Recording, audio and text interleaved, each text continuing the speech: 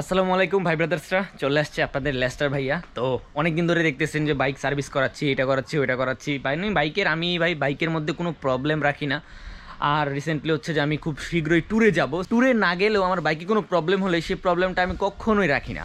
So বাইকে এই ধরনের একটা প্রবলেম হয়েছে, খুবই মেজর একটা প্রবলেম। সেটা হচ্ছে যে পুরো বাইকের লক সেট বলতে হচ্ছে যে আমার বাইকে যে চাবি দেই না, ওই চাবির ওইটা নষ্ট হয়ে গেছে, চাবিটা বাঁকা হয়ে গেছে। এখন বলতে পারেন যে কীভাবে বাঁকা হয়েছে।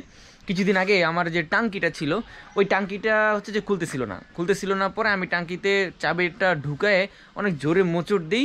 এরপরে আর কি আমার চাবিটা বাঁকা হয়ে গেছে। বাঁকা হয়ে যাওয়ার পর থেকে টাঙ্কিটাও একটু ঝামেলা করতেছে। তারপরে আমি যখন চাবি ভিতরে ঢুকাই, চাবি ঢুকানোর পরেও আর কি একটু প্রবলেম হয়, বাট চলে, গাড়ি চলে।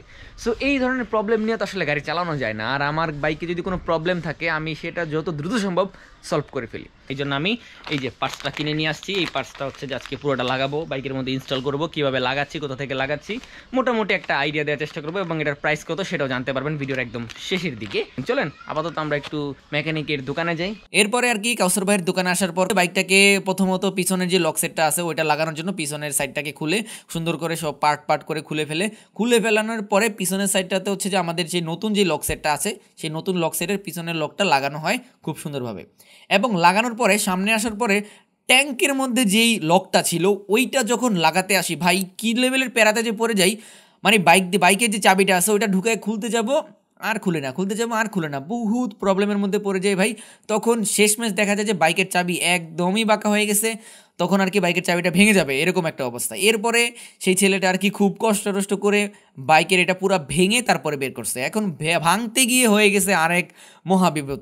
বের করার পরে যখন আমরা উপরের দিকে উঠাই এটা, এরপরে টাঙ্কির ভিতরে হচ্ছে যে দুইটা লকের ভাঙা অংশটা টাঙ্কির ভিতরে পড়ে যায়। এরপরে তো পড়ি আরও এক বিপদে। এরপরে আর কি সেই টাঙ্কিটা খোলা হয়। খোলা হওয়ার পরে ভিতরের তেলগুলো আমরা সব নামিয়ে ফেলি। প্রায় 6-7 লিটারের মতো তেল ছিল।